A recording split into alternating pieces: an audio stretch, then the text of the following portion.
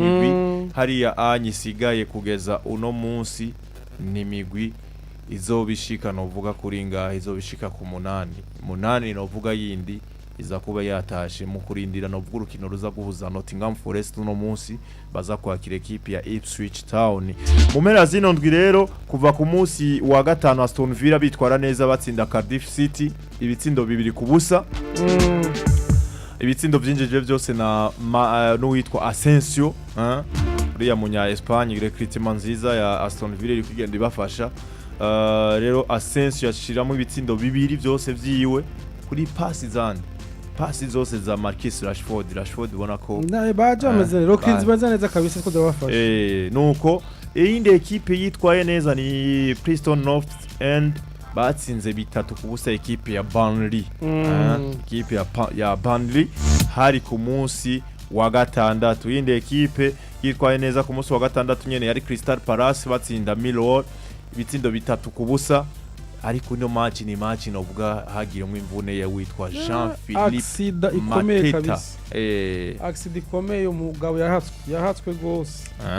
Yahatswe gose. No mugabo mu Faransa ariko arafasha muri no Miss Crystal Palace kwitwara neza.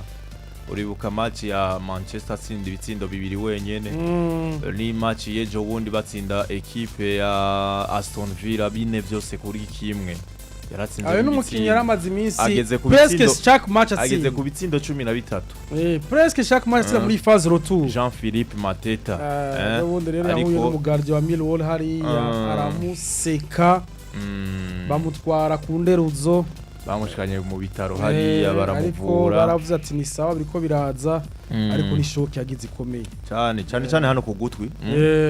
Hano ku gutwi shock yagize ikomeye. Abona rero yuko byukuri ni hahandi nyene ibihugu biba biteye imbere usanga biba bitembere no kugwe doke kuma domaine yose yomvira nka accident ibereye no vuga nk'ahandi hantu atari mu Bwongereza. Accident aragwi usanga mu kubuse nk'ivi ibuka nk'ikintu kigeze gushika kuri Wilfried Singo akubita ikirato mu maso Donnarumma ariko no musi Donnarumma ari mu kibuga. Rero yari accident ikomeye kuri Jean-Philippe Mateta rero turashobora kutamubona no vuga muri no misi ya kuba ariko nk'inyuma no vuga y'amezi nk'abiri canke kumwe arashobora kugaruka. Crystal Palace rero batsinda ibitsindo 3-1 hari anye yindi match yari Bournemouth na Wolverhampton match yari ikomeye. Bournemouth Wolverhampton equipe ya Bournemouth batangura gutsinda ku minota wa 30 itsindo cha Evanilson ku minota wa 60 witwa Mateus Cunha merger wino equipe araza rakigombora hama barakina neza prolongation zirajamwe gushika muri za penalty habuze gato ngo Wolverhampton itahukana insinzi kuko hasigaye penalty zibiri za nyuma.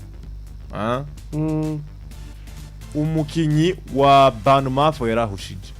Matt Doherty. Doherty yarahushije hamahushije Mateus Cunha cyaza gutera Cunha yaronse rouge match heads. Sinzi ko ari contestation yagize sinzi ikintu yo baragize ariko aronka ikarati tukura ku munota wa 120. Rero mu penalty ya mbere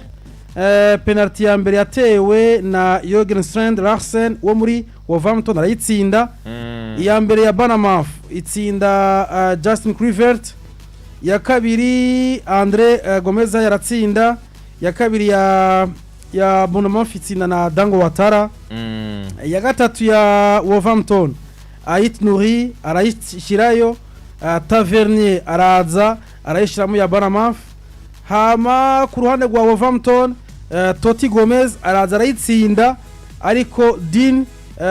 Eugensen arayinanirwa wa Bournemouth.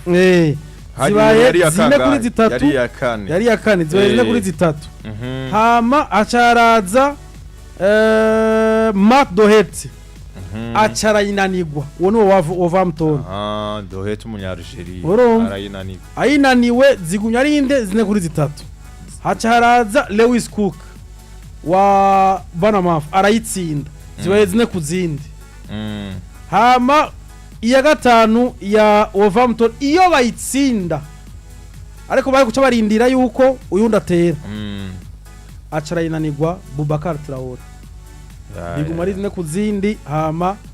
Luis Sinistera araza ashiramo ya gatanu biba biraheze Wolverhampton ibirazinzi biragira tasha Michael bari bagwanye pe gose nuko Bournemouth baba nabo nyene bacetse ku cumu baja mu gice gikurikira. Manchester City batanguye kuyitsinda kano ka equipe ka Plymouth katanguye kuyitsinda ku minota 36 byanse Manchester City ariko byukuri avuga ati oga Manchester City byukuri niyogenda gutyo agahungu kakiri gato kitwa Ready karaza karatsinda katsinze igitsindo kimeze gute katsinze igitsindo cha kabiri koko yagitsindishije umutwe hari igitsindo cyambere kagitsinze gute yari igitsindo bateye udopier arete wari umupira wari ugarutse kachikarongereza arawushiraye kuko nibitsindo byinshi yaguma husho no mukinyi Gundogan yaronse imipira myinshi agerageza gushira mu igora ariko munyegori wa Plymouth yari yabambawe cyane gose. Kano gasore rero gatsinda ibitsindo bibiri byose hama Kevin De Bruyne araza arahohosha ku minota 90 nabo babagiye mu cyo gikurikira. Newcastle United nabo babura amahirwe Newcastle ku minota 22 bari baronse penalty itsindwa na Alexander Isaac. Brighton iza ku minota 44 rakigombora kino gitsinda hama baja kuruka ari kimwe ku kindi bagarutse ntako batakize Newcastle ifise urukino ariko biranga gushika naho baja muri za prolongation hama na prolongation barakina match igombo ihere ku munota w'ijana na 14 imipira myiza equipe ya Newcastle yaguminanirwa ariko no mukinyi Welbeck yuko adafitini avec novuga experience yiwe yiprasa neza abakinyi bose bamwibagiye bamutaye gahungu kamuhaye pass nziza uya ni Pascal Gross yamuhaye pass burya yihawe yamuhaye pass nziza cyane Dani Welbeck rero occasion nk'ijyanye biragoye yuko ahusha ashiramo igitsindo yahawe na sorry match ashiramwo novuga igitsindo ciza cyane gose rero Newcastle nabonyene kuri match badominye kuva mu ntango gushika ihere birangira nabonyene basezerewe ku gihugu cyabo. Brighton irabandanya match nayo ku mugoroba yari match ya Manchester United bakina na Fulham. Manchester United n'ubundi byago bibandanya novuga kubakurikirana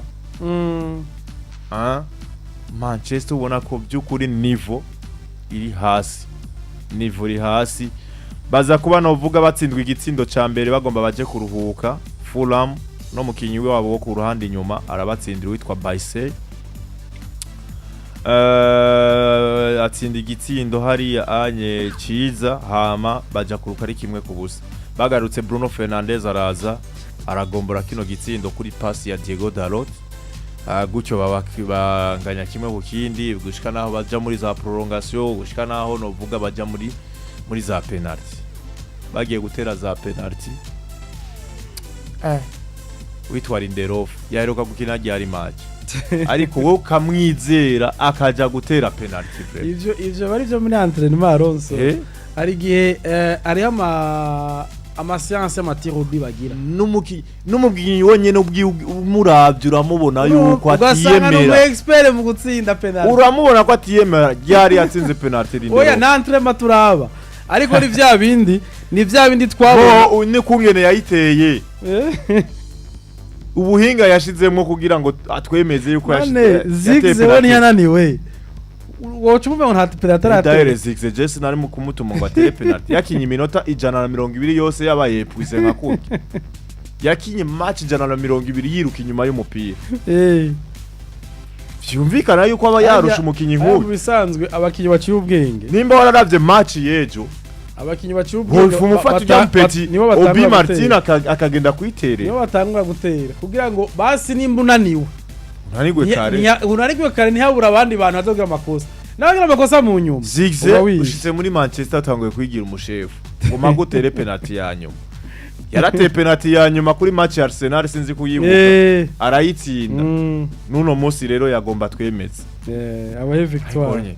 bica bigaragaza iki bigaragaza yuko na equipe ifise ikintu gikomeye igwaye kuko nta kuntu kumwe equipe nka Manchester yobe donc ifise umuntu atera penalty wa nyuma nka Zigze muri rusangura ucubona yuko muri equipe harabuza amazina mwamwe akenewe none abari Zigze penalty ya nyuma utera umudere abari basigaye ubu cyo kimwe ni ya mbere itegeza gutera umudere kugira ngo abahizo nguvu abari basigaye uravye bote penalty muri Manchester United biragoye ntawo bizi ko kuyiha Diogo Dalot uwitwa Delight yari mu kibuga afise experience no mu defenseur cyane mazraho kayitsinda none Delight kubiki yarekera responsibility uwitwa Lindelof akagenda gutera penalty franchement bijya bintu Manchester yene biwe nizo byicuza cyane byamumenyereza ni integuro yabo kumbure no kurinda Aronso kurinda hari abantu batarinda ya penalty hajyanye muri zia zibiri Manchester yahushije oya hari abakinyi yari yarinze hari abakinyi baba bahari avuga ati Jenny ntirumve ko turabaza abakinyi banka amapenalty Garnacho yari hajya anye Obi Martin yari hajya ega wandi ubona ati yari kuba nivyo n'abapeti bajya ariko hari abandi bantu ashobora ati John Mazraoui Jeves mapenalty sinkunda twarawe abitwa ba Mazraoui afise experience yakinye muri za Bayern cyo na Delight ega nayo nanse ba Jervina ntibahunga ariko kandi uri Manchester wifitiye n'umunyegore Onana nta nimwe akuyeyo uretse no kuvuga ngo nta nimwe ni yahe basi uwo yagiye ku ruhande yaho umupira wagiye twarabuze Bayindire jo muzotaka kumwizera mumugeze habi Bayindire match Arsenal yaratwemeje uno munsi chance Manchester United ifise sivyo kugira ngo umwaka uza ikine in competition européenne iyo ariyo yose nuko yogira iki yotwara Europa League ivyo navyo biragoye birakunda none ivyo biragoye ifise Real Sociedad kugira ngo izokine in competition européenne umwaka uza ibwirizo giriki gutwara Europa League ivyo navyo ni bintu bigoye uno munsi mutubona Manchester United iva ku kibaza ca 10 na aya mahirwe kandi ifise muri Europa League nuko itaratsindwa kuva kandi urumva uno munsi muri 8e ifise Real Sociedad twarabonye jo bundi byo nani yayikoreye Barca yayikoreye ariko vyumvikana ntitubizi Manchester United tubona kurya ntituzi ko izoshobora guhagarara neza imbere ya Sociedad iyi ari indi competition itari Premier itari FA Cup katurindire turaba ariko ni ikintu kiri kure nk'ukwezi kabisa gose iyi ane irashobora kuba kabisa blanche kuri Manchester United cyane gose nuko baba barasezerewe penalty zigera kuri zine kuri zitatu penalty zine kuri zitatu gutyo rero baba bitwaye neza namba kike mu kinyatsinda penalty uramubona raba muri bajya bakinyi Fulham novuga bagiye gutera penalty ninde hajya iri guhusha birashika guhusha none yatera ahantu unana yagiye ari no mukinyi penalty ari no mukinyi ahusha ukavuga ati uyu yabishizemo uruhara ni ivyago byamushikiye ahandi ho ntiyaho ariho nabandi babishira mu haragiye yo negligence wowe ushatse dufate par exemple ya panenka ashobora gutera wowe ukavuga ati yana iri panenka kabisa iyo uhuriranye umugardi yabibonye akayitoza iminwa ahagaze bimwe byawe kuri Bernardo Silva yari negligence ariko wowe bikunze bose bakoma amashi nkayime yagira uyu yitwa Alvarez wo muri Atletico Madrid abigirira Thibaut Courtois higiye inanirwa abantu bari gutera ivyatsi ariko yiteye neza Thibaut Courtois jahari umupira ugira hagati twese tutiye yari penalty nziza yari bya penalty mo facteur chance ariko harashobora kubamo na negligence hari ubusere mu penalty ariyo n'abakinyi usanga nyene atabusere yashizemo we nyene bwiwe bwiyite atabuhinga na bumwe yigeze ashira none mu gihe Alonso penalty kenshi ratinya abantu benshi avuga ati ngaha aha niho ebani kufana kupona kabisa aha jewe nshobora kuba fata ibintu vyagiye biraba ku bakinyi batandukanye uno munsi unaniwe penalty kumbura igihugu cawe nikibaye qualifié muri competition ikomeye nka Coupe du Monde iyo penalty uratinya penalty vyarashikiye warabuye vyabashikiye aba Rashford ba Bukayo Saka nuko abantu nyene abantu bakomeye baba ba professionnel bakomeye bakiri bato avuga ati ndashaka kuitera kandi ariko hari penalty atokwemera abitwa ba Pierre Wome igihe badakarifye Cameroon muri Coupe du Monde cyabaye ikintu gikomeye uno munsi nuko yahevye gukina umupira w'amaguru ntawe ari kumuha penalty mu mwanya wa nyuma ngo yitere oya rero vyumvikana penalty iratinyitse surtout muri izi penalty mu mwanya muri izi tirobi mu mwanya wa nyuma no Manchester nuko yasezere muri ubwo buryo yabuze no vuga batera penalty buri umunyegori byo kuri match yo ku munsi wejo yari match mbi cyane gose kuri Manchester United uyu munsi nababwiye no Nottingham Forest iza kwakira Ipswich Town igihe cy'isaha zitatu novuga ni minota 30 ariko hari mbona kado finale zamaze gusohoka na novuga igene zizohura Fulham izohona Crystal Palace match komeye iya ekipe ya Preston ihura na Aston Villa Aston Villa samahigwe niko ntawo bizi bivuze yuko hari amahigwe ko ni ekipe match rero ikomeye Bournemouth hamwe nande na Manchester City Bournemouth na Manchester City Manchester City Brighton irindiriye Nottingham hagati ya Nottingham na Ipswich nuko iyo izo bari quart finale saa 3:30 Nottingham izaza gukina na Ipswich Town nuko mu Bwongereza ahandi ho muri England muri EPL muri no weekend ntabwo bari mu kibuga no kurindirira mu ndwi zokurikira ku igenekerezo rya munani niho bazoca bagaruka aho tworindirana igishika nka match ya Manchester United na Arsenal zoba kwa mungu igenekerezo rya 9 iyo match ubona ko tworindirana igishika ariko kwa gatandatu Nottingham Forest ya gatatu bazokina na ya kane Manchester City nuko nivyo tworindira mu mpera z'inondwi ariko mu kugira gutya reka tuje muri La Liga tunyarutse cyane gose